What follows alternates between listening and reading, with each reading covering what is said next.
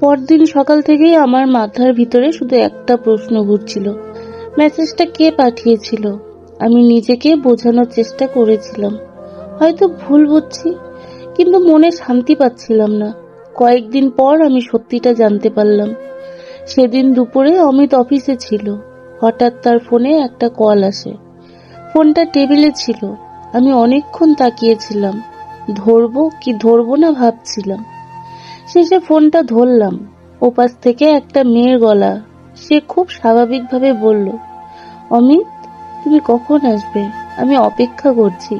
আমি কিছু বলতে পারিনি, শুধু ফোনটা কেটে দিয়েছিলাম। সেদিন বিকেলে অমিত বাড়ি ফিরে আসতেই আমি জিজ্ঞেস করলাম। প্রথমে সে সবকিছু অস্বীকার করলো, কিন্তু যখন আমি ফোনের কথা বললাম তখন সে চুপ হয়ে গেল। কিছুক্ষণ পরে সে বলল, হ্যাঁ, একটা মেয়ের সাথে আমার সম্পর্ক আছে। আমার মনে হচ্ছিল পৃথিবীটা থেমে গেছে।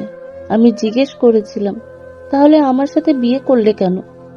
সে খুব ঠান্ডা গলায় বলল, বাড়ির চাপে।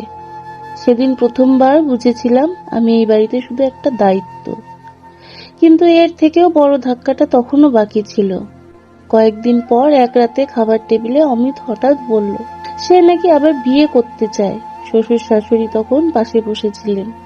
তার আশ্চর্যের বিষয়, তারা কেউই আপত্তি করেননি। আমি অবাক হয়ে তাদের দিকে তাকিয়েছিলাম।